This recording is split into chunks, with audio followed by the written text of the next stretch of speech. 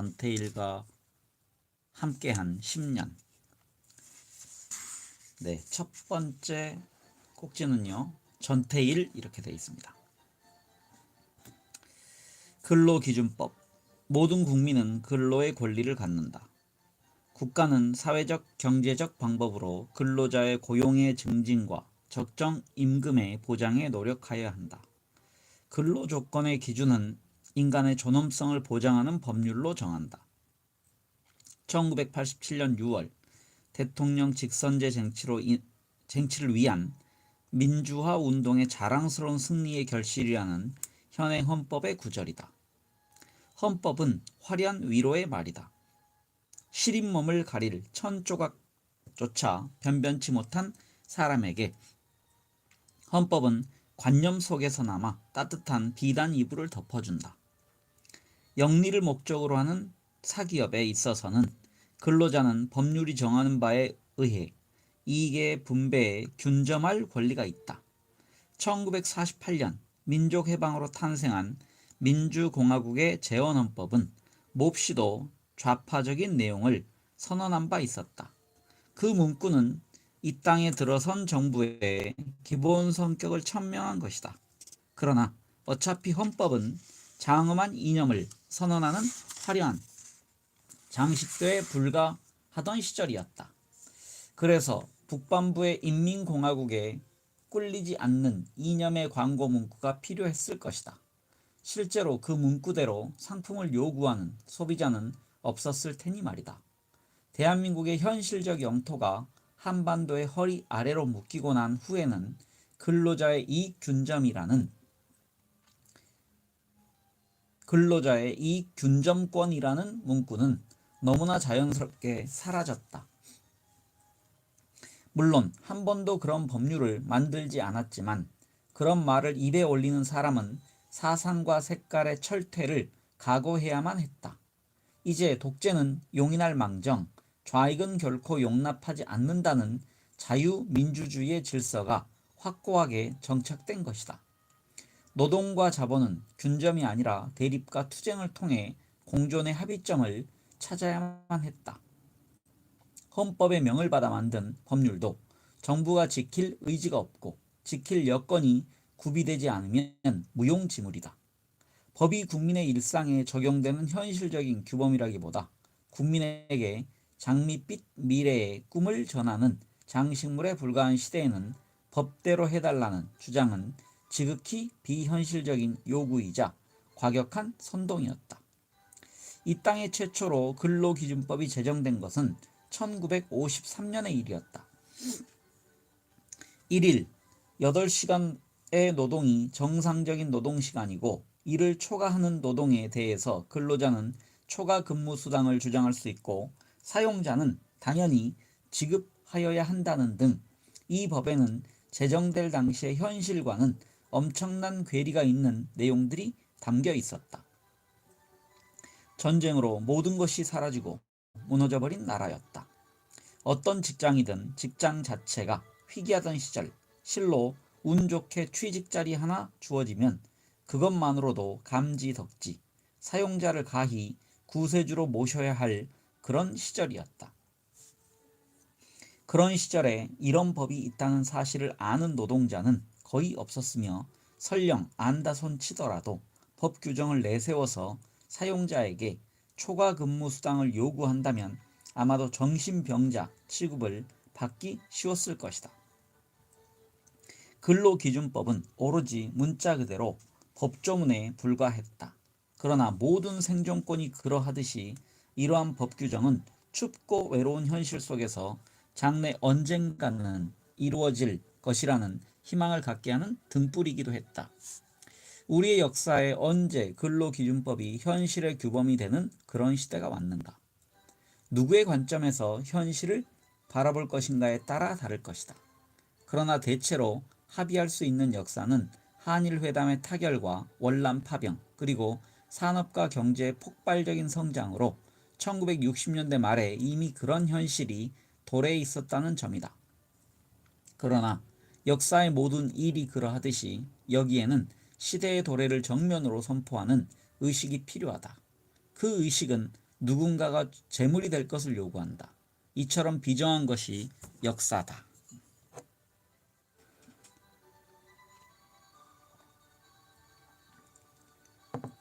청계천의 봉화불.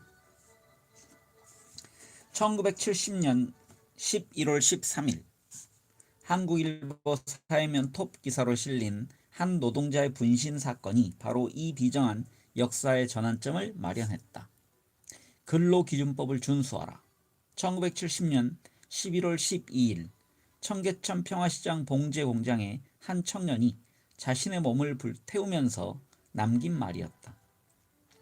몇 차례 연속적인 언론 보도가 있었고 한 청년의 죽음은 사람들의 입과 입을 통해 엄청나게 빠른 속도로 확산되었다. 조용래 자신이 재구성하여 전태일 평전에 기록한 이 사건의 개요는 아래와 같다. 1970년 11월 13일 서울 동부지역에 있는 의류상가 지역인 평화시장에서 소규모 시위가 발생했다.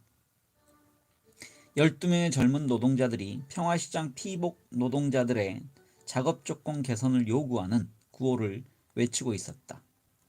그들이 모인 직후 경찰과 시장, 경비원이 달려와서 시위를 해산시키고자 했다. 그러나 시위자들은 물러서지 않았다. 이 시위자들은 평화시장 봉제공장 지역에서 일하는 12명의 젊은 재단사로 구성된 삼동회라는 작은 집단의 회원들이었다.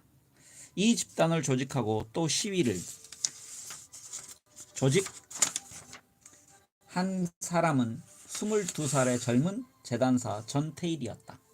시장 경비대와 경찰의 경비망이 평화시장 일대를 삼엄하게 에워싼 가운데 전태일은 자신의 몸에 석유를 뿌리고 불을 붙였다. 그의 몸은 즉시 화염으로 휩싸였다. 놀란 구경꾼들은 전태일이 불꽃 속에 외치는 소리를 들었다. 근로기준법을 준수하라. 우리는 기계가 아니다. 일요일은 쉬게 하라. 노동자들을 혹사하지 말라. 사람들은 그가 근로기준법 책자를 쥐고 있는 것을 보았다.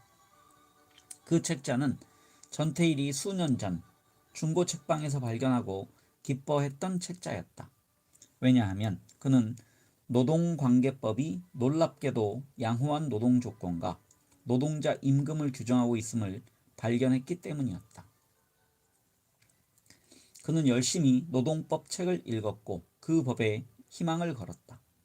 정부 당국이 고용주들로 하여금 근로기준법을 지키게 만들 것이라는 희망을 가지고 정부 당국에 여러 통의 편지를 썼으나 결국은 정부도 고용주도 이 법에 관심을 가지고 있지 않다는 것만을 깨달았다. 그의 동료들이 전태일의 몸에 붙은 불을 껐을 때 그의 몸은 이미 검게 타버렸다. 의식이 거의 없는 상태에서 전태일은 동료들에게 내 죽음을 헛되이 하지 말라고 호소했다.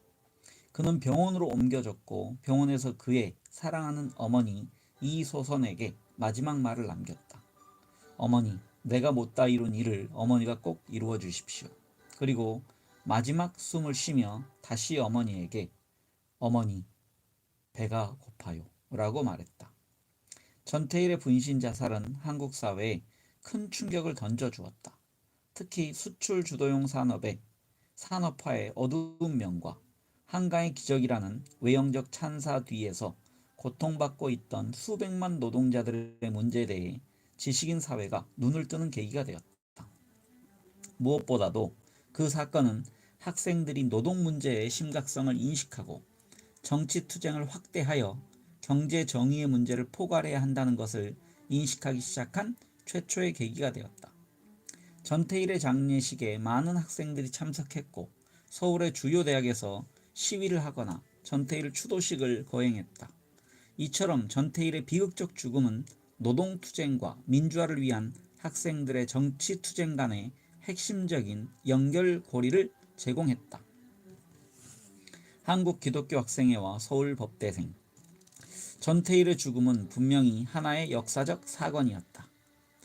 그것은 새 시대를 알리는 봉합불이기도 했다. 그러나 당시에는 그 봉합불을 본 사람은 많지 않았다. 한국 기독교계의 원로인 강원용 목사는 이 사건에는 정치성이 전혀 없었다. 감리교 기독교 신자가 오로지 인간답게 살기 위해 몸부림치다 간 것뿐이다 라면서 사건의 의미를 한정하여 평가하였다.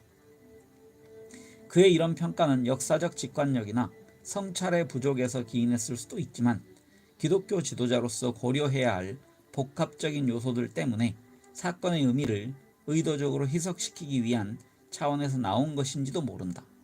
어떻든 발생 당시에는 전혀 정치성을 지니지 않았던 이 사건은 훗날 한국 현대사에 가장 중요한 정치적 의미를 내포한 사건의 하나로 자리매김되기도 한다. 11월 14일 영국에서 귀국한 함석헌 옹은 새벽녘에 전태일의 집을 찾는다. 퀘이커 교도인 그가 흰 수염을 휘날리며 두루마기 차림으로 들어서자 산신령이 찾아온 줄 알았다면서 이 소선 여사는 당시의 놀라움을 전한다. 함석헌이 아들을 잃은 어머니에게 건넨 위로의 말은 아드님은 우리 죄인들을 깨우치기 위해 죽었습니다. 정말 부끄럽습니다. 였다. 분신 직후부터 그의 죽음을 헛되지 않게 하기 위해 여러 사람이 나섰다. 한국일보에 실린 전태일의 분신 소식을 듣고 제일 먼저 시신이 안치된 성모병원으로 달려온 서울법대생 장기표는 이 소선 여사의 손을 잡고 어머니라고 부른다. 당시 장기표는 후배 이신범과 함께 서울법대 지하신문인 자유의 종을 발행하고 있었는데 전태일이 분신하기 한 달 전 평화시장 노동자들의 열악한 상황을 신문에 실은 바 있었다. 이런 인연으로 장기표는 전태일의 분신 소식을 듣고 즉시 성모병원으로 달려갔던 것이다. 장기표에게서 연락을 받은 조용래가 잠시 사법시험 공부를 제쳐두고 나타났고 이어서 대학원생 최종고가 합류한다. 영락교회 청년신도회장으로 열성적인 기독교 신자였던 최종고는 교회가 죽은 전태일의 시신을 거두어 주었으면 하는 바람으로 여러 곳을 찾아다녔다.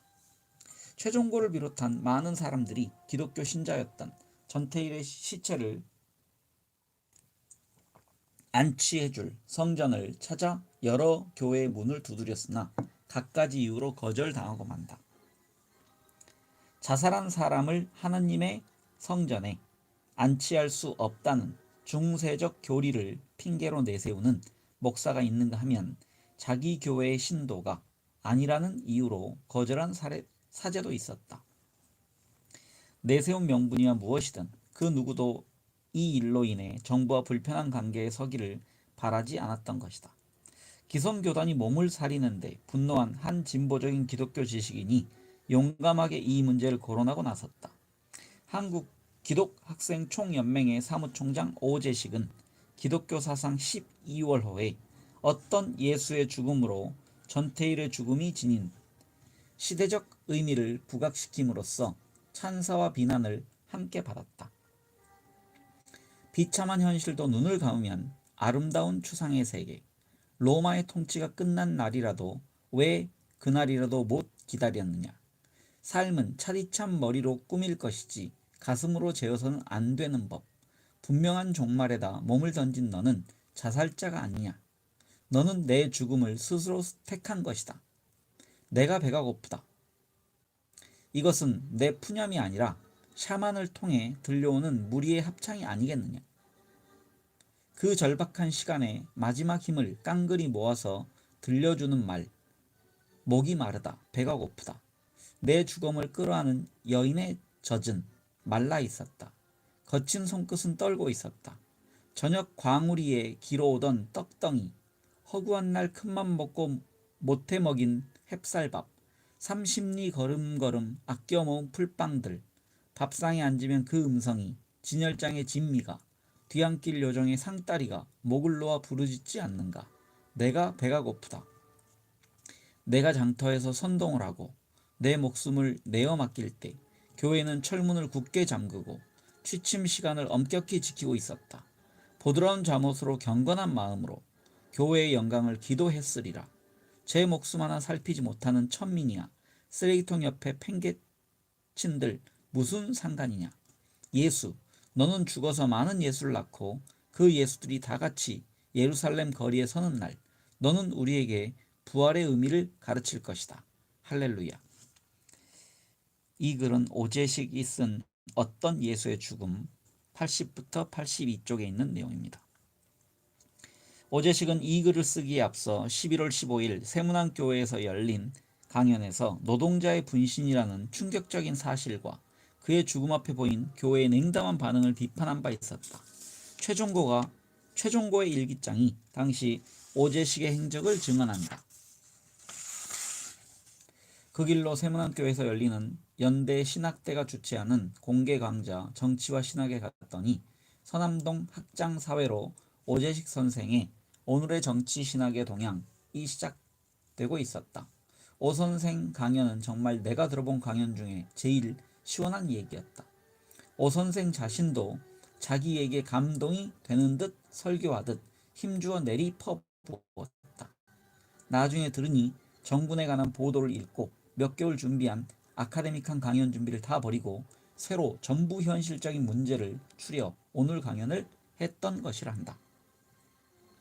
강연을 마친 오재식은 서남동, 현역학, 김등열, 브라이덴스타인 등과 함께 최종고의 안내를 받아 성모병원 영안실로 가서 전태일의 어머니를 만났다. 이미 서울법대생들 여럿이 자리하고 있었다. 한국 기독학생회 지도교수들과 학생 대표들이 전태일의 죽음 앞에서 서울법대 학생 대표들을 만나게 된 것이다. 이 만남은 이후 전개된 1970년대 학생운동사에 큰 획을 긋는 계기가 되었다. 기독학생회는 1968년부터 학생 사회개발단을 발족시켜 두세 명 단위로 저소득층의 생활 현장에 투입하고 있었다. 한국을 새롭게란 주제를 내걸고 벌인 이 현장운동은 당시 성행하던 미국의 평화봉사단 활동에서 아이디어를 얻었다. 미국의 청년 학생들이 외국에 가서 다른 문화와 언어를 익히듯이 한국의 대학생들도 서민들의 삶의 현장에서 서민들의 문화와 언어를 익히기 시작한 것이다. 1970년 봄학기부터 시작된 학생들의 현장 체험 보고회는 대학사회에 신선한 바람을 일으켰다. 전태일이 분신한 바로 그때 학사단 소속 학생 5명이 평화시장에서 현장 체험을 하고 있었다. 자연스럽게 학사단 현장 체험을 종교적 치유로 승화시키려던 기독학생의 학생들에게 서울법대 학생들은 경제정의와 생존권의 이론적 틀을 보여줌으로써 기독교 운동을 사회화하는 데 힘을 실어주었다. 이후로 전개된 한국의 학생운동은 서민들의 삶의 현장에 대한 참여, 노동현장 투신, 야학운동, 1974년 민청학년 사건 등으로 이어지면서 노동운동, 농민운동, 그리고 도시빈민운동 등과의 연대활동으로 확대 전개된다. 이렇듯 전태일의 죽음은 70년대 한국의 사회운동의 정신적 견인차가 되었다고 오재식은 회고한다.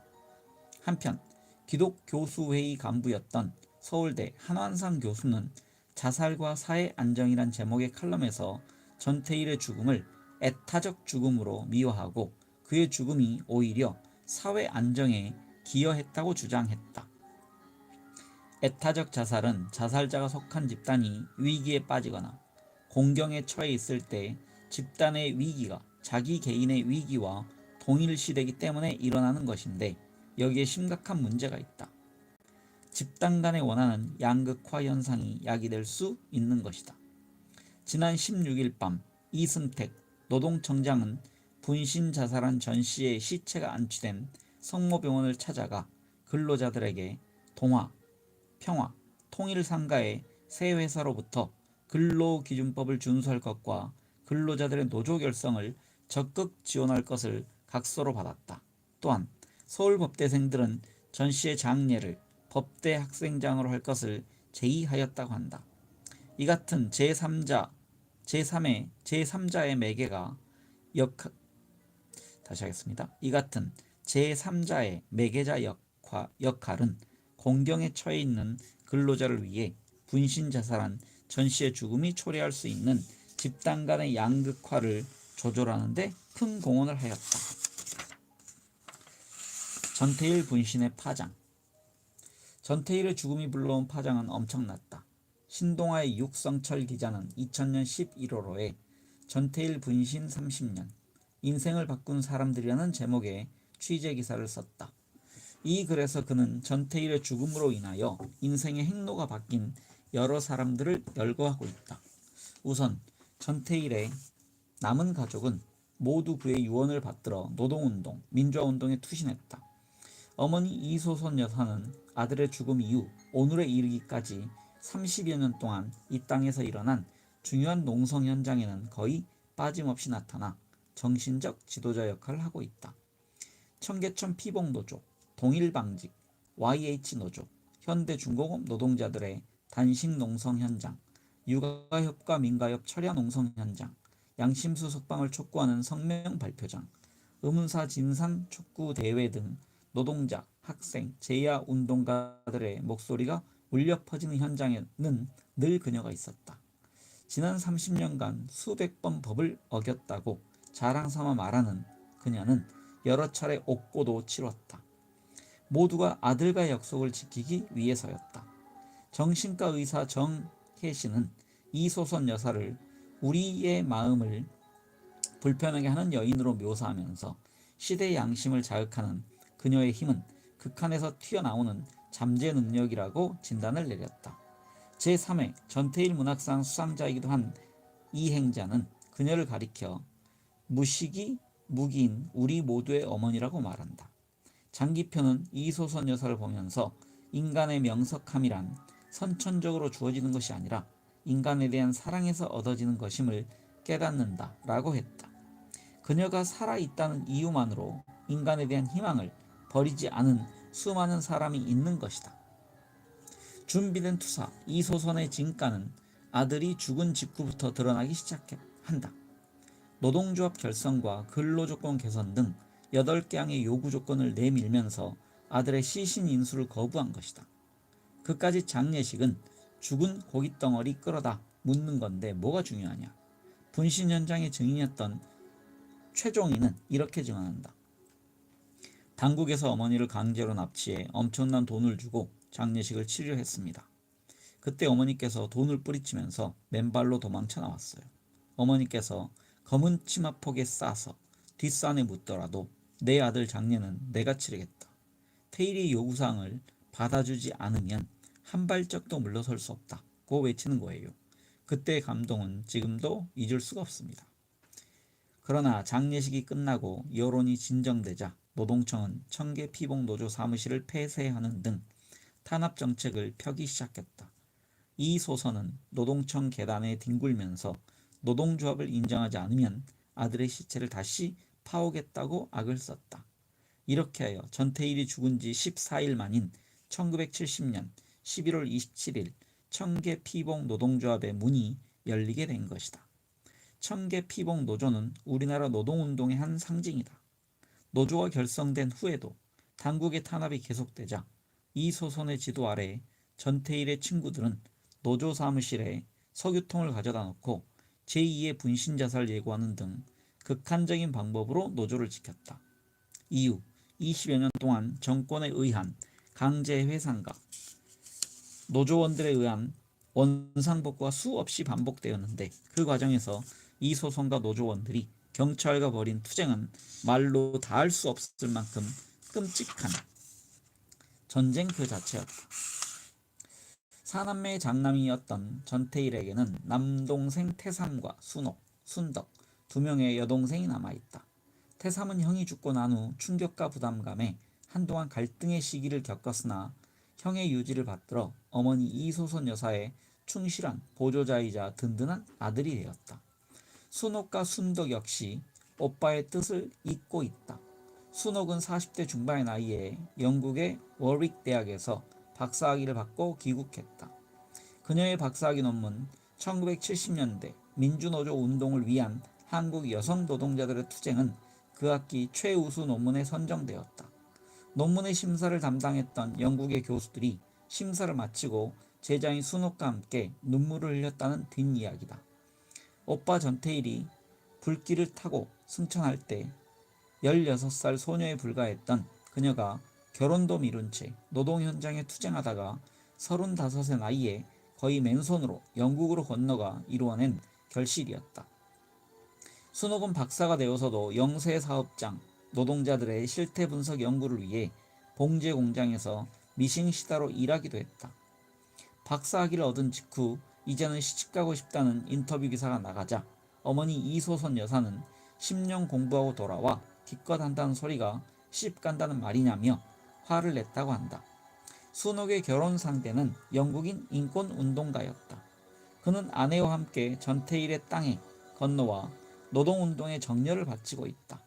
막내 순덕은 한때 청계천에서 저소득층 빈민 자녀들을 위한 놀이방을 운영한 적이 있고 신학을 공부하면서 교회 일을 거들고 있다. 이렇듯 전태일의 유가족은 모두 그의 죽음을 헛되지 않게 하기 위해 헌신하고 있다. 예수님의 가르침대로 모두가 이웃을 사랑하는 세상, 모든 인간이 기계가 아니라 진정한 인간으로 대접받는 세상, 노동자와 대학생이 동료와 친구가 되는 평등한 세상을 만드는데 몸을 던지고 있는 것이다. 바보회, 삼동회 등 전태일과 함께 고된 나날을 같이 했던 청계천 평화시장의 많은 현장 동료들도 그의 사후에 노동운동의 길에 동참했다. 2대와 3대 청계피봉 노조위원장을 맡았던 최종희는 전태일의 분신을 바로 옆에서 지켜본 사람으로 동료가 죽음으로 촉구한 뜻을 받들어 노동운동을 시작했다고 한다. 비록 자신은 더 이상 현장에서 후배들과 함께하지 못하지만 한순간도 전태일을 잊지 못한다고 그는 말한다. 평화시장 친구들은 지금도 정기적으로 모임을 갖고 있다. 전태일의 수기를 읽고 감동한 수많은 지식 청년들이 노동 현장에 투신했다. 장기표는 경찰의 수배망을 뚫고 거의 매일 이소선 여사를 만났다. 이소선은 노동교실 실장으로 청계 피봉 노조에 직접 관여했고 장기표는 배후에서 각종 유인물을 쓰고 전략을 수립했다. 김씨 아저씨 장기표는 평화시장에서 허드렛 일을 하면서 원대한 노학연대 사업을 모색했다. 서울대 정치학과 학생이었던 손학규는 탄광 노동자 생활을 거쳐 재정구와 함께 청계천에서 빈민운동에 투신했다. 서울법대 학생의 간부였던 이광택은 전태일이 분신하기 전 부산 지역 노동자들의 생활 실태를 현장 조사한 일이 있었다. 이광택이 동료 법대생들과 함께 성모병원에 도착했을 때 이소선 여사는 그의 차림을 보고 목사인 줄 알고 추도사를 부탁했다고 한다. 이때 이광택은 요한복음 12장 24절을 암송했다. 하나의 미랄이 땅에 떨어져. 훗날 독일 유학을 거쳐 노동법 교수가 된 그는 당시의 순수한 열정을 되새길 때마다 요즘 학생들의 경박함과 노동운동가들의 정치적 책략에 식상하게 된다고 말한다. 서울대 상대생 김문수는 이른바 노동현장론이 학생운동가들에게 널리 받아들여지기 훨씬 전에 공장 노동자가 되었다. 등사판으로 나돌던 전태일 수기를 읽고 현장에 뛰어든 것이다. 김문수는 초기에는 청계 피봉노조 간부들에게 한자와 상식을 가르쳐 주기로 했으나 자신이 직접 노동 현장을 배우고 싶은 생각에 재단 일을 배워 취업하기로 했다. 그는 노동 현장에 뛰어든 동기를 이렇게 설명한다. 노동자가 수적으로 많을 뿐만 아니라 노동운동이 사회 발전의 핵심이라는 초보적인 생각이 들었다는 것. 노동자도 사람답게 살아야 되며 그것을 위해 전태일 동지는 분신까지 했는데 나도 조그만 힘을 보태야 되겠다는 결단이 섰다는 것. 이것이 당시 내가 노동자의 삶을 택한 이유의 전부였습니다. 전태일의 영향이 날이 갈수록 심도를 더했다. 전태일 개인을 숭배하는 사람도 많이 생겨났고 심지어 그를 성자로 추앙하는 사람까지 있었다. 오제식이 전태일을 어떤 예수로 부른 것은 수사적 표현에 불과했지만 실제로 그를 예수에 비견할 만한 새로운 종교의 창시자로 믿는 사람도 출현했다. 한때 전태일 평전의 저자로 알려졌던 장기표는 전태일을 예수의 조용래를 사도 바울에 비유한다. 그리하여 전태일 평전을 전태일 복음서라고 규정했다. 4대 복음서와 서한집을 합친 신약성서와 유사한 성격의 기록으로 평가한 것이다. 사상가로서 전태일에 관한 연구도 이어졌고 민주화운동, 인간해방운동의 선구자로 받들기도 한다. 이웃나라 일본에서도 한국의 민주화 과정에 전태일의 죽음이 기여한 공로를 역사적, 문화적으로 분석한 학위 논문이 여러 편 나왔다고 한다. 전태일의 죽음은 가족과 동료 노동자들만의 아픔이 아니었다. 종교인, 지식인, 언론인, 너나 할 것 없이 양심의 고통을 느낀 많은 사람들이 아픔을 나누었다. 1983년 3월 28일 전태일 기념사업회가 정식으로 결성되었고 그해 6월 문익환 목사의 사회로 1차 정기총회가 열렸다. 오랜 시일에 걸친 당국의 감시와 탄압 속에서도 기념사업회는 전태일의 유지를 받들기 위해 다양한 운동과 사업을 전개하고 있다. 이곳은 영원한 노동자의 벗 전태일이 1970년 11월 13일 노동자의 인간다운 삶을 위하여 분신 항거한 곳입니다. 분신 30주기를 맞아 역사의 현장을 알리는 동판이 좌정되었고 청계천의 복원 과정에서 자리를 옮겨 안치되었다. 청계천 복원 기념행사가 열리기 바로 전날인 2005년 9월 30일 전태일의 동상이 청계육가 버들다리에 건립되었고 이 다리는 전태일 다리라는 별칭을 얻고 있다. 1988년 전태일 문학상이 제정되어 시, 소설, 생활글, 보고문학 등 세부 분야의 수상자를 13회에 걸쳐 배출함으로써 현장문학, 노동문학의 영역을 개척하여 한국 문학의 지평을 넓히는 데 큰 기여를 하였다. 2004년 9월에 발표된 13회 수상자 중에는 사상 최초로 국회에 진출한 민주노동당의 선거 일지인 노회찬 의원의 선대본 일기가 포함되어 있다. 기념사업회는 전태일 거리와 기념공원의 조성 그리고 전태일 기념관의 건립 등 아직 이루지 못한 사업의 결실을 위해 진력하고 있다. 노학연대의 효시. 전태일은 자주 대학생 친구 하나 있었으면 원이 없겠다고 말했다. 그는 자신이 법에 무지한 것과 영향력 있는 사람을 알지 못하는 것을 한탄했다. 전태일의 일기장에 담긴 한탄에 화답하듯이 그의 죽음 직후부터 노동자와 대학생 사이에 가느다란 정신적 연대고리가 생기기 시작했다. 장기표, 조용래, 이신범, 이광택 등 서울법대생들과 전태일의 노동자 친구들 사이에 개인적 차원에서 인간적인 신뢰관계가 서서히 형성되기 시작한 것이다.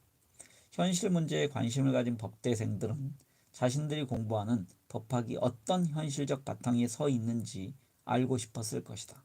다시 말해 육법전서가 아니라 현실의 삶 속에서 법의 현주소를 확인하고 싶지 않았을까. 노동법은 제도권의 몸담을 준비를 하던 법대생에게도 비교적 친숙한 과목이었다. 노동법은 서울법대 커리큘럼에서 사실상 필수 과목에 가까웠고 사법시험의 선택 과목 속에 포함되어 있기도 했다. 법대생이라면 누구나 근로기준법의 내용을 비교적 소상히 알고 있었다. 그러나 대부분의 학생들은 법의 규정이 노동 현장에서 어떻게 지켜지고 있는지 알려고 하지 않았다. 서울법대 사회법학회의 일부 학생들만이 풍문으로 전해들은 청계천 피복 노동자들의 열악한 노동 환경에 관심을 가졌으나 정작 이들 노동자들은 직접 대면할 기회는 거의 없었다.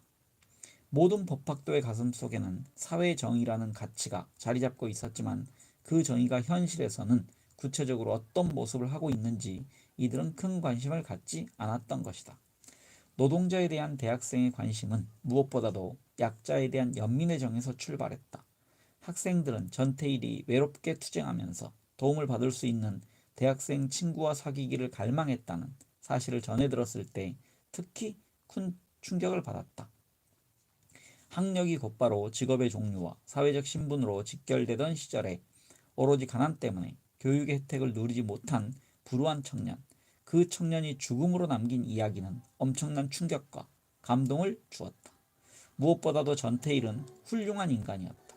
그 인간적 훌륭함이 학생들의 정의감과 연민의 가슴을 파고들었던 것이다. 그러나 노동자 개개인의 도덕성 차원을 넘어서서 한국 사회 전반의 모순을 타파하고 새로운 사회를 이끌 변혁의 주체로서 노동자와 학생이라는 화두가 우리 사회에 등장한 것은 한참이나 후의 일이었다. 실인즉 전태일 평전을 집필하면서도 조용래는 노동자를 사회 변혁의 주체로 심각하게 생각하지 않았다. 이따금씩 익명으로 노동자의 투쟁을 촉구하는 시를 쓰고 전태일 정신의 확대 계승에 깊은 정성을 쏟았지만 그것은 어디까지나 못 배우고 힘없는 노동자도 인간으로서의 존엄과 가치를 누려야 한다는 지극히 당연한 법적 상식과 인간으로서의 양심의 명령에 따랐던 것뿐이었다. 대학생 출신으로는 장기표만이 비교적 일찌감치 노화견대를 통한 사회 변혁을 꿈꾸면서 노동자의 친구인 대학생으로서 자신의 역할에 일생의 승부를 걸었다. 장기표가 기대한 대로 전태일의 죽음은 학생들을 크게 깨우치는 계기가 되었다. 학생들은 경제성장의 영광 뒤에 숨겨져 있던 한국 사회의 심각한 문제에 눈을 떴다. 그것은 학생들이 정치적 쟁점에 사로잡혀 관심을 기울이지 않았던 문제였다. 1970년대 초반에 노동 문제에 개입했던 학생들은 주로 비인간적인 조건으로 고통받는 노동자들에 대한 인도주의적 관심에서 출발했다. 청년 노동자가 생을 마감하면서 남긴 절규의 대학생 친구들이 화답했다. 전태일이 죽은 지 사흘째 되던 날인 1970년 11월 16일 서울대학교 법과대학에서는 학생 100여 명이 모임을 갖고 가칭 민권수학생연맹 준비위원회를 발족 전태일의 시신을 인수하여 서울법대 학생장으로 장례식을 거행하겠다고 밝혔다. 학생들은 전태일의 시신이 안치되어 있는 성모병원 영안실로 몰려가서 전태일의 어머니를 만나 시신 인수의 뜻을 밝히고 허락을 얻었다. 전태일의 어머니 이소선 여사는 그때까지도 아들의 뜻이 관철되지 않는 한 병원에서 시신을 인수하지 않겠다고 버티고 있던 참이었다. 11월 20일 서울법대에서 전태일 추도식이 열렸다. 당초 평화시장 노동자와 각 대학의 학생 그리고 종교 단체와 합동으로 추도식을 거행할 계획이었으나 당국의 저지로 연대 행사는 무산되었다. 추도식에는 2개의 꽃다발만이 덩그렇게 놓여 있었다. 서울법대 학생회와 한국기독교학생회 이름이 적혀 있었다. 경찰들이 삼엄하게 출입을 통제했는데 나는 브라이덴스타인을 외국인 교수라고 내세우고 그의 통역으로 행세하여 들어갔고 꽃다발과 다른 학생들은 뒤쪽 담장을 넘어 들어갔습니다. 오제식의 증언이다. 이 자리에서 전태일을 죽인 박정희 정권, 기업주, 어용도총, 지식인, 모든 사회인 등 5대 살인자를 고발하는 시국선언문이 발표되었다. 전태일의 분신이 결코 개인적인 죽음으로 끝나서는 안 되며 이를 계기로 독재에 대항하여 민권을 수호하기 위한 범국민적 운동을 전개할 것을 주창하는 이 선언문은 조용래가 초안한 것이었다. 장례식을 주도한 장기표, 이신범 등 몇 사람이 기관에 끌려가서 문매를 맞았다.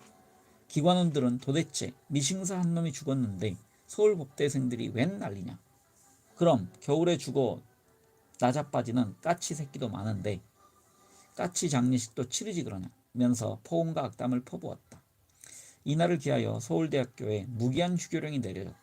그러나 추도 모임은 23일에는 연세대 법정대, 25일에는 한국 외국어대로 확산되었다. 그리고 25일에는 개신교와 카톨릭이 연합하여 추도 예배를 연동교회에서 가지게 되었고 장기표의 연락을 받고 황급히 달려나와 법대 학생장을 주선하고 선언문을 작성한 뒤 그는 다시 사법시험속으로 들어갔다. 이제 근로기준법의 의미와 실체를 분명히 알게 된 터였다. 남은 것은 제도권에 진입하기 위한 교두보였다. 다행스럽게도 사법시험은 조용래를 오랫동안 묶어두지 않았다. 일찍이 대학시험에서 위력을 보인 무서운 집중력이 다시 발동한 것이다. 겨울 한철 몇 줄을 집중하여 자신의 말대로 집중암기라는 지극히 기계적인 작업에 몰두했다. XXX를 논하라. 전형적인 논술형 시험은 지극히 추상적인 개념을 의, 요건, 효과 등등 추상적인 언어로 나누어 답지에 옮기는 작업이었다. 예상 문제마다 모범 답안의 목차를 머릿속에 농축시켜 보관하는 그야말로 기억력의 싸움이었다. 그 시절 사법시험의 출제위원으로 단골 위촉되던 한 교수는 사법시험의 성격을 밑 빠진 독에 물 붓기라고 냉소적으로 비유한 바 있다. 바닥에 구멍이 난 독은 절대로 가득 채워질 수가 없다. 아무리 바삐 물을 채워도 절반을 채우기도 어렵다. 독 가운데쯤 금을 표시해 두고 어느 순간 시험관이 들이닥쳐 표시한 눈금 위로 물이 올라왔으면 합격 판정을 내린다. 바로 다음 순간에 수면이 내려앉아도 무방하다. 100점 만점에 60점을 사법시험의 합격점으로 삼는 이유도 바로 이러한 시험의 성격과 무관하지 않다는 게 그의 해석이었다. 아무리 성능이 좋은 사람의 뇌라도 모든 것을 다 기억할 수는 없다. 그래서 기억의 방류를 최대한 막기 위해 계속 반복하여 웬다. 시험에 임박해서는 그야말로 집중해야 하는 것이 한국의 법조인을 선발하는 시험이다. 20세기 가장 위대한 작가의 한 사람으로 평가되는 체코 태생의 프란츠 카프카는 아버지의 주문대로 법대에 입학하여 변호사가 되었다. 독일 치하의 체코인이자 유대인, 이중의 소외자 신분인 그가 살아남기 위해서는 권력의 끈을 쥐어야 한다는 아버지의 뜻을 거역할 수 없어 가히 굴욕적인 법학도의 길을 민그적거렸던 것이다. 카프카는 일기장에 인간에 대한 무관심을 배양하는 법학의 성취도를 가늠하는 시험에 대해 냉소를 숨기지 않았다. 그러나 조용래는 카프카와 달랐다. 그는 사법시험 준비에 필요한 것은 하루 2갑의 담배와 세상 일에 대한 일시적인 무관심이라고 요약한 적이 있다. 세상 일에 대한 일시적인 무관심은 보다 큰 차원에서 세상에 대한 깊은 관심과 집념을 숨기기 위한 휴식이기도 했다. 1971년 2월 말 영래는 제13회 사법시험을 치렀고 3월 20일 발표된 80명의 최종 합격자 명단 속에 그의 이름도 들어있었다. 이어서 그해 9월 1일 그는 법률가의 자격을 얻기 위해 사법연수원에 입학한다. 사법연수원에서 2년간의 수습 연수과정을 마쳐야만 판사, 검사, 변호사의 자격을 얻을 수 있는 것이다. 노동자 전태일의 분신 사건은 언제나 영래의 머릿속을 맴돌고 있었다. 그러나 그의 죽음을 어떤 형식으로 사회 전체 문제로 부각시킬 것인지는 아직 머릿속에 선명한 구상이 서 있지 않았다. 장기표가 청계천을 주무대로 한 노동 현장에서 전태일의 유지를 받들며 자신이 구상한 대로 사회운동의 준비에 나설 때에도 영래는 아직 노동자의 문제를 사회 전체의 문제로 제기할 준비가 되어 있지 않았다. 영래가 사법시험 합격 소식을 접하고 구체적으로 법률가로서의 장래를 그리고 있던 4월 어느 날 동아일보에 그의 눈을 끄는 작은 글이 실렸다. 노동자 전태일의 죽음에 사회 전체가 냉담한 모습을 보이는 것을 질책하고 각성을 촉구하는 내용이었다. 기고자는 뜻밖에도 여성이었다. 이화여대 신문방송학과 학생이 기고한 글이었다. 조영래는 기특한 여학생을 수소문하여 찾는다. 이렇게 하여 평생의 반려자가 된 이 옥경이 조영래의 삶 속에 들어오게 된다. 죽은 전태일의 영혼이 옥경과 영래를 중개한 것일까? 그로부터 19년간 이 옥경과 조영래가 동지이자 반려자로 함께 보낸 세월은 세상의 어느 부부보다 밀도 높은 것이었다. 1년 반의 옥고, 6년간의 수배, 그리고 불규칙한 일상에도 불구하고 내외의 결속력은 엄청났다. 두 아들이 탄생한 후로는 새 사내를 함께 보살피게 되면서 육체적, 심리적 부담이 몇 배나 가중되었지만 옥경은 이 모든 일을 훌륭히 수행해냈다. 옥경에게서 영래는 실로 많은 감화를 받았다. 유치원 시절 여선생을 가시나로 폄하했던 사내 아이의 특권의식이 대학생이 되어서도 근본적으로 변한 것은 아니었다. 그것은 영래만의 문제가 아니었다. 당시 남자 대학생들의 보편적인 윤리와 관념 속에 투영된 여대생은 결코 투사가 아니었다.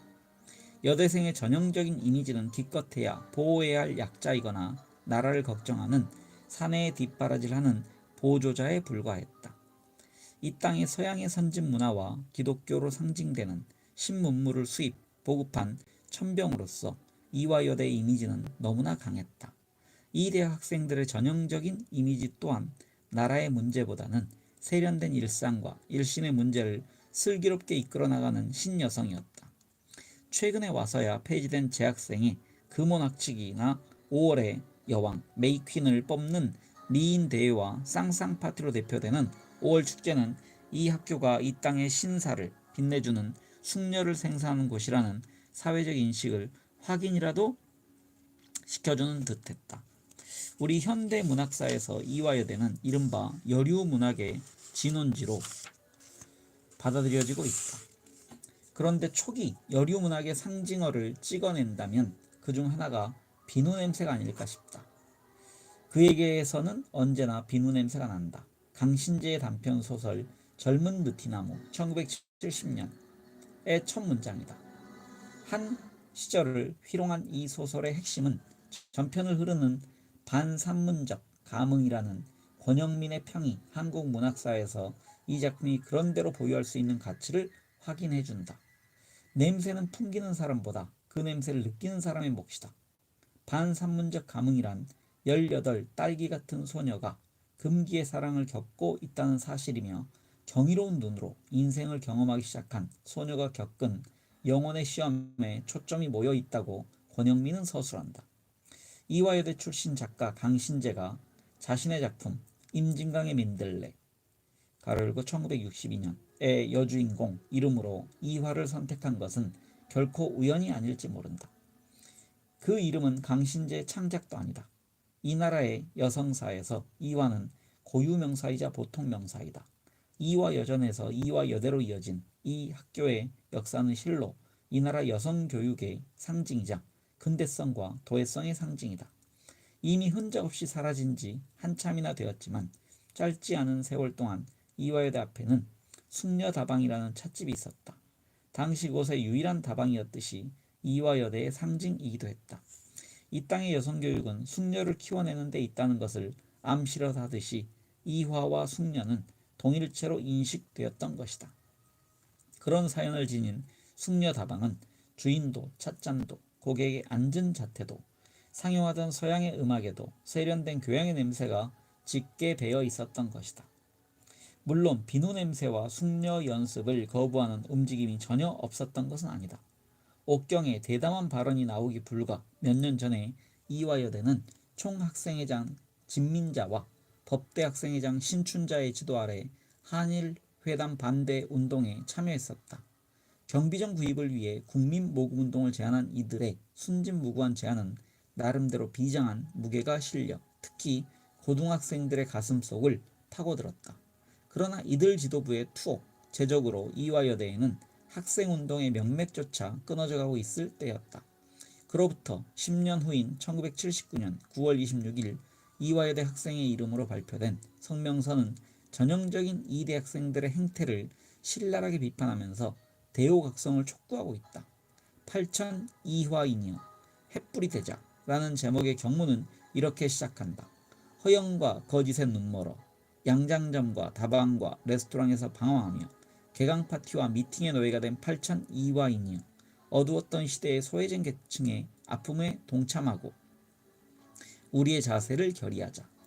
같은 해 6월 12일 서울대 총학생회가 자연대생들에게 보내는 경문도 비슷한 비판과 함께 대의를 위한 투쟁에 참여할 것을 선동한다. 경문은 자연과학은 우리에게 어떤 의미를 가지는가? 한 대학인으로서 또는 자연과학도로서 우리는 어떤 일을 해왔는가? 라고 의문을 던진 후에 자연대 학생들은 이기주의에 함몰하여 억압을 간접적으로 도와주고 있다. 고 비난했다. 그리고 국가와 민족이 위기에 처했을 때는 언제라도 연구실에서 뛰쳐나와 투쟁에 동참해야 한다고 촉구한다. 이화여대생이나 서울대 자연대생이나 세상 일에 관심이 적다는 일반적인 평판의 짐을 지고 살아야 하는 만큼 그들 가운데 실로 드문 소수의 운동권 학생들의 사명감은 비례해서 가중되었을 법도 하다. 1971년 봄 이옥경과 동료들은 이화여대 학생운동의 재건을 위해 나름대로 안간힘을 쓰고 있었다. 신문방송학과 재학생으로 이화여대 학보사의 기자이기도 했던 옥경은 사회에 대한 문제의식이 뛰어났고 이미 여성 동화의 글을 연재하는 등 필력도 인정받고 있었다. 당시 보수적인 지방에서 남녀공학대학에 딸을 보내지 않았다. 고급 공무원의 딸로 별다른 어려움 없이 자라면서 신문기자가 장래 꿈이었던 옥경은 영문과에 다니는 동생 미경과 함께 세상에 대한 관심을 키우고 있었다. 특히 여성의 사회적 지위에 대해 민감했던 옥경과 동료 그룹은 이화여대 여성운동의 대목격인 이효재 교수의 후원과 보호를 받으며 차세대 여성 지도자로서 수업을 받고 있었던 것이다. 신혜수, 조무화, 최영희 등 운동권 남자들의 애인과 아내로 긴 세월을 보내면서도 후일 자신의 이름으로 홀로 서기에 성공한 동료들과 달리 옥경의 경우 운동권 남자들 중에서도 슈퍼스타였던 조용래의 그늘에 가려 독자적인 삶의 기회가 축소되었다며 동료들은 아쉬움을 감추지 않는다. 그러나 옥경은 기꺼이 자신의 삶을 영래에게 바쳤다. 그녀는 사랑이라는 이념 중에서 가장 숭고한 이념을 통해 사상의 반려자가 된 것이다. 전태일 평전의 탄생. 사법연수원 생활을 본격적으로 시작하기도 전에 조용래는 어마어마한 국사범의 신분으로 옥고를 치른다. 이른바 서울대생 내라는 모 사건이 그것이다. 이 사건으로 함께 옥고를 치른 조용래와 장기표는 1년 6개월의 형기를 마치고 추록한 후에도 긴밀한 교분을 유지한다.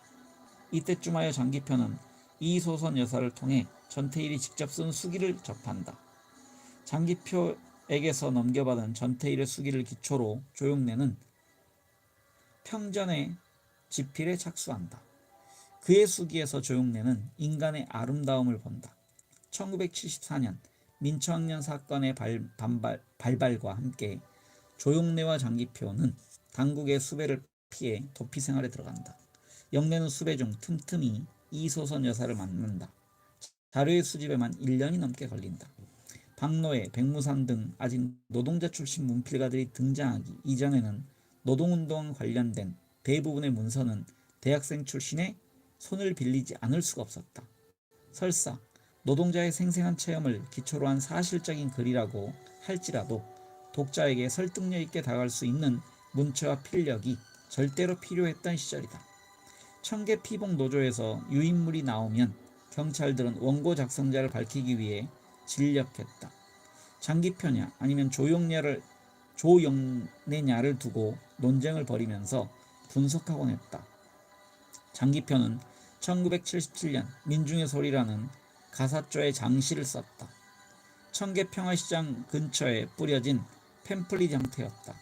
이 일로 인해 장기표는 체포되어 긴급조치 위반으로 서울 북부지원에서 재판을 받았다. 이 소선 여사는 법정에서 장기표를 응원하다 법정 모욕죄로 체포되기도 했다. 이때 장기표가 심혈을 기울여 내놓은 최후 진술은 김대중, 김지하의 최후 진술과 함께 한 시대의 3대 법정 진술로 불리기도 했다. 전태일 평전의 집필 과정은 조용래의 중량감을 다시 한번 절감케 한다. 그는 상대방이 전혀 눈치채지 못한 가운데 자연스러운 대화를 통해 관련 사실을 수집했다. 청계 피복 노동자였던 신순애의 회고에서 노동자의 눈에 비친 조용래의 모습을 엿볼 수 있다. 영래는 함께 공부하자면서 신순애에게 다가간다. 신순애는 처음에는 다소 의아하게 생각했으나 시간이 흘러도 조금도 변치 않고 진지하게 대화의 상대가 되어주는 따뜻한 청년 아저씨에게 무언가 다른 느낌을 받게 된다. 조용래가 노동자에게 보인 관심은 어떤 경우에도 단순한 호기심을 넘어선 일종의 사명감이었다. 무엇보다도 몇 번 시다로만 불리던 몇 번 시다. 그녀에게 자신의 이름을 불러주는 듬직한 아저씨였다. 그 아저씨가 자신과 주고받은 대화 내용을 바탕으로 쓴 책을 다시 하겠습니다. 그 아저씨가 자신과 주고받은 대화 내용을 바탕으로 책을 쓰고 있으리라는 생각은 꿈에도 품어보지 못했다고 한다. 영래는 이렇게 자연스럽게 수집한 기초 자료를 검증하고 분석하여 시대적 문서의 기초를 삼았다. 그는 고달픈 수배 생활 중에도 틈틈이 그러나 한시도 잊지 않고 몇 년을 묵묵히 작업한 끝에 초고를 완성했다. 1976년 가을의 일이다. 그런데 장기표의 다음과 같은 증언은 당시에 절박했던 상황을 새삼 떠올리게 한다. 감리교 신학대학에 포이트라스라는 사람이 있었어요. 박대인시죠. 처음 제가 전태일 씨의 수기를 그 사람에게 복사해달라고 했습니다. 원본은 어머니께 드리고 복사본은 제가 가지고 있으면서 이렇게 저렇게 생각을 하고 있었지요. 조 변호사와는 출소 후 자주 만날 때였는데 그때 김대중 씨 납치 사건이 터졌습니다. 그때는 내년 봄이면 박정희 정권이 끝장난다는 게 아주 압도적인 분위기였어요. 그러다가 74년 민초학년 사건이 터지고 한 1년 동안 도망 다녔는데 그때 제가 그 자료를 조 변호사에게 넘겨주었지요. 그렇게 해서 그 책은 76년 초가을에 거의 마무리되었지요. 1976년 초가을에 완성된 원고는 여러 경로를 거쳐 마침내 일본으로 건너갔다. 이창복, 손학규 등 영내와 직접 친분이 깊은 사람 이외에도 많은 사람들의 용기와 신의가 결집되어 이루어진 결실이었다. 1977년 가을 한민통 가로 열고 한국민주주의 회복 통일촉진 국민회의 가로 닫고의 곽수호 앞으로 한뭉치의 소포가 배달된다. 외국인 신부가 대학 노트에 원고를 찍은 사진 100여 장을 가지고 온 것이다. 당시 이완함 이사가 발행하는 월간 잡지 색가이에는 TK 생이라는 필명으로 실린 한국으로부터의 통신을 통해 한국의 인권 상황이 최소한의 시차로 일본에 중계되고 있었다. 후일 지명관으로 밝혀진 TK 생의 글은 주로 외국인 신부들의 공수 작전에 의해 세관과 수사기관의 감시망을 뚫고 부정기적으로 반출된 것이었다. 1972년 김지아의 시집 오적이 번역, 출판된 것을 계기로 한국의 정치적 상황에 대한 일본 지식인의 관심이 높아지기 시작했다. 1974년의 김대중 납치 사건과 1975년의 김지아 양심선언을 계기로 한국에서의 정치적 자유와 인권 문제는 일본 지식인의 보편적 상식의 범주 속에 들어와 있었다.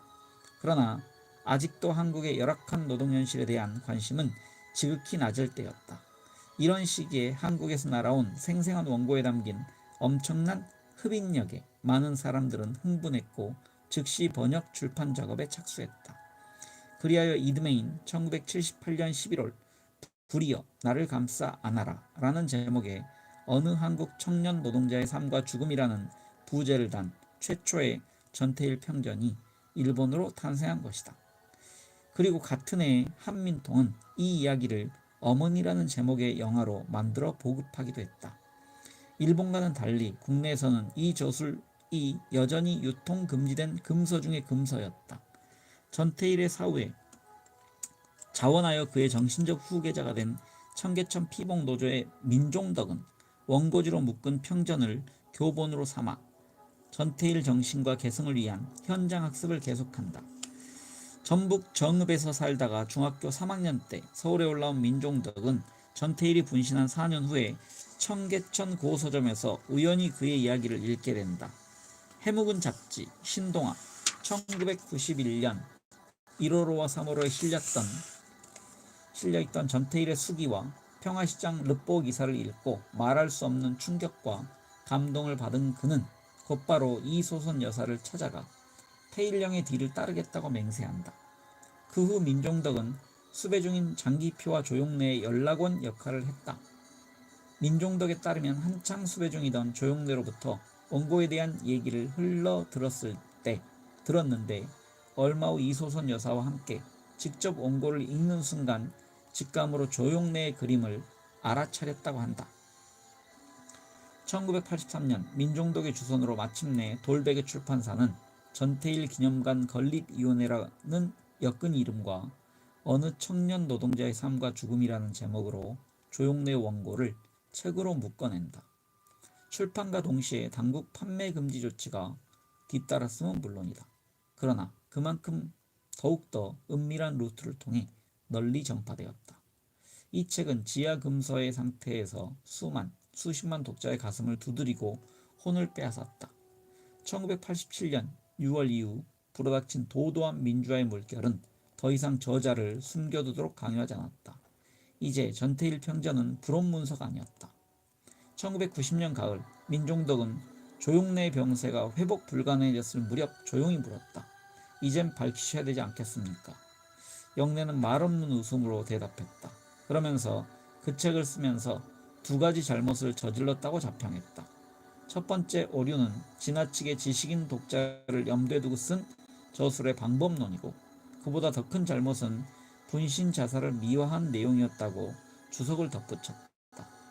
민종덕은 영래의 웃음을 승낙의 뜻으로 알고 즉시 개정판 출간 작업에 들어갔다.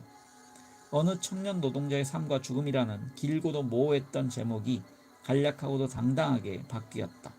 전태일 평전. 궁여지책으로 빌렸던 전태일 기념관 건립위원회라는 집단적 역근이 대신 조용래라는 성명세자가 이 무거운 시대적 문서 저자로 확정되었다. 책의 내용도 달라진 시대 상황을 반영하기 위해 부분적인 수정과 삭제, 복구가 이루어졌다. 그러나 민종덕이 실로 숨가쁘게 서둘러 작업을 독려했지만 저자는 기다려주지 않았다. 산뜻한 장정의 개정 증보판이 출간되기 며칠 전인 12월 12일 영래는 세상을 떠났다. 마치 마지막까지 자신의 정체를 드러내지 않은 채 표현이 떠나기를 택한 것처럼 전태일 평전은 한 사람의 노동자의 삶과 죽음을 그렸지만 그것은 개인사가 아니라 시대사였다. 저자 자신의 고백대로 지식인의 사회적 인식과 자각을 호소하는 숨은 의도가 전편을 통해 메시지의 주조를 이루고 있다. 우리가 이야기하려는 사람은 누구인가? 전태일. 평화시장에서 일하던 재단사라는 이름의 청년 노동자. 1948년 8월 26일 대구에서 태어나 1970년 11월 13일 서울 평화시장 앞 길거리에서 22의 젊음으로 몸을 불살라 죽었다. 그의 죽음을 인간들은 인간선언이라고 부른다. 마지막 문장 다시 읽겠습니다. 그의 죽음을 사람들은 인간선언이라고 부른다.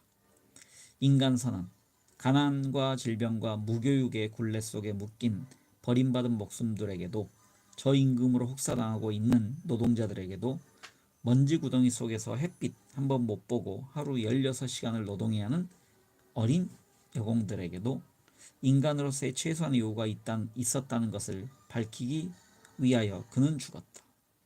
서장의 글머리에 전태일의 죽음의 의미를 요약한 그는 1976년의 시점에서 전태일의 현 주소를 이렇게 전하면서 청년 학생들의 각성을 촉구한다. 오늘 전태일은 어디서 불타고 있는가? 전태일은 이 시각에 어디서 무엇을 하고 있는 것인가? 그 대답은 이렇다. 전태일은 자신을 낳아준 어머니 속으로 되돌아가 그 안에 살아있다.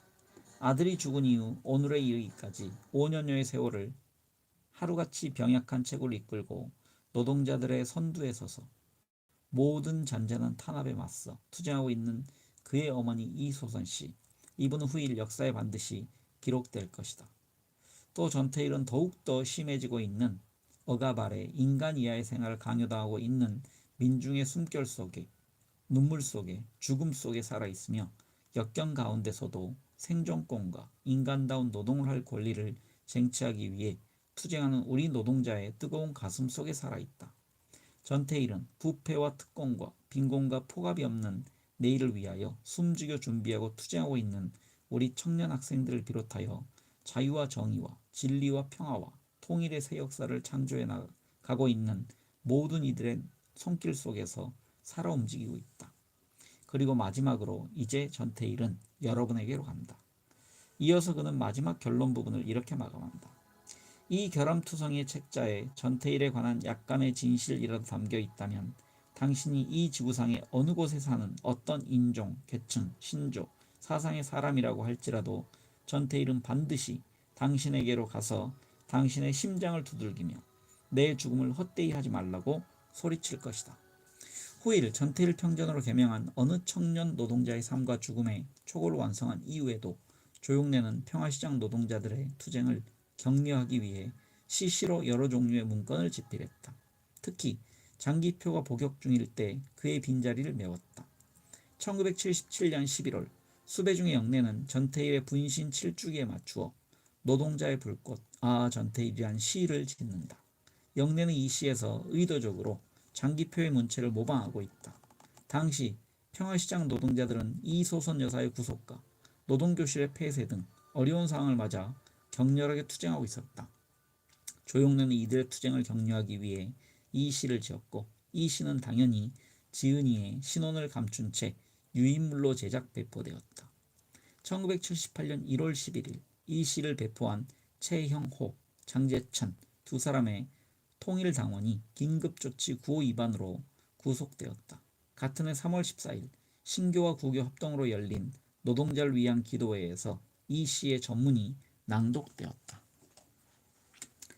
저 처절한 불길을 보라. 저기서 노동자의 아픔이 탄다. 저기서 노동자의 오랜 억압과 죽음이 탄다. 노예의 호적은 불살라지고 끝없는 망설임도 마침내 끊겨버림. 저기서 노동자의 의지가, 노동자의 저항이, 노동자의 자유가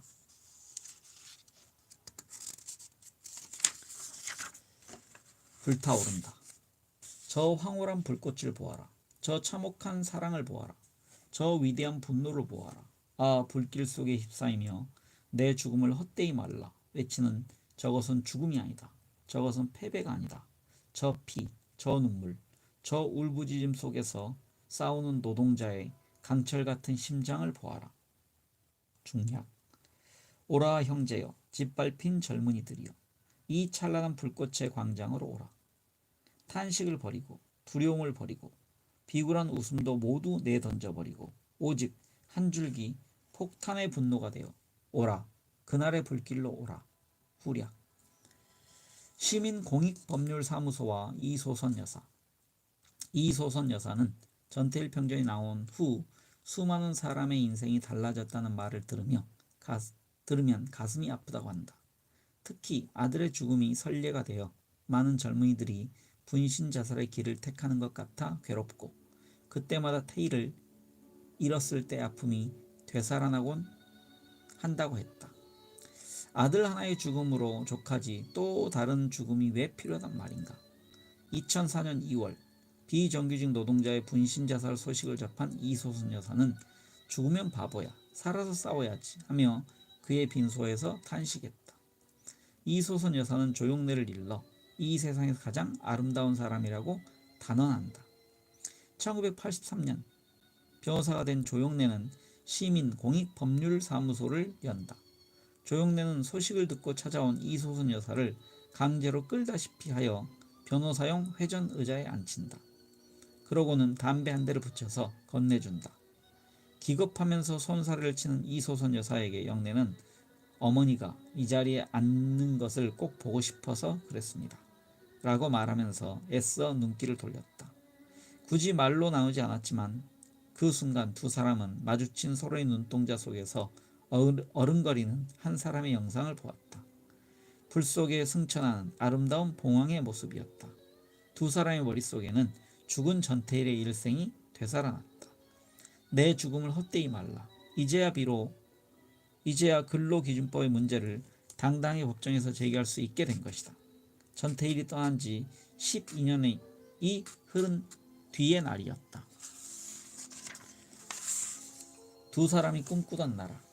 1988년 11월 13일 전태일 분신 17주기를 맞아 모란공원의 묘소에 추모비가 건립되었다. 삼동 친목회와 청계 피복노조가 1천만 노동자의 뜻을 모아 조용래의 글과 장일순의 글씨로 새기다라는 비만기가 비와 바람 그리고 이따금씩 찾는 사람의 가슴을 품는다. 추모비에는 다음과 같은 조용래의 글이 새겨져 있다. 세월이 흐를수록 더욱더 생생하게 되살아나는 죽음이 있어 여기 한 덩이 돌을 일으켜 세우나니 전태일 우리 민중의 고난의 운명 속에 피로 아로새겨진 불멸의 이름이요. 저 22회 아픈 삶을 결단하여 가진 자들의 야망과 횡포 앞에 온몸으로 부딪혀간 그의 피 어린 발자취가 있었기에 오늘 이 땅에 노예의 굴레를 벗어던지고 사람답게 사는 자주민주 평화의 새 세상을 쟁취하려는 1천만 노동자와 4천만 민중의 우렁찬 해방의 함성이 있나니 지나가는 길선이요, 이 말없는 죽음 앞에 눈물을 뿌리지 마라. 다만 기억하고 또 다짐하라. 불길 속에 휩싸이며 그가 남긴 마지막 한마디, 내 죽음을 헛되이 말라 하던 그 피맺힌 울부짖음을. 전태일이 죽은 지 35년, 조용래가 떠난 지도 15년이 된다. 그동안 세상이 너무나도 크게 바뀌었다. 한때는 숨죽여 그 이름을 불러야 했던 전태일이 아름다운 청년으로 대중의 공개적인 호명 속에 부활하였다. 이는 영화 아름다운 청년 전태일이 개봉된 것을 의미합니다. 노동자의 파업은 여전하지만 절대 빈곤은 역사와 기억의 장으로 물러났다. 분신이라는 단어 역시 더 이상의 시대적 절박감을 주장할 수 없게 되었다. 노동자를 대변하는 정당도 당당하게 국회에 진출하여 목소리를 내고 있다. 그들 중 다수가 대학생 출신이다. 바로 조용래와 전태일의 영적 결합이 낳은 새 시대의 인물들이다. 한국 현대사의 우뚝한 봉우리로 자리잡은 두 사람은 지척의 유택을 잡았다. 비록 이 세상에서는 만나지 못했지만 저 세상에서는 다정한 이웃이 되어 있을 것이다. 그리고 그들이 꿈꾸던 나라의 이야기를 주고받고 있을 것이다. 네, 이상으로 조용래 평전 8번째 책 읽기를 마치겠습니다. 함께 하신 여러분 감사합니다.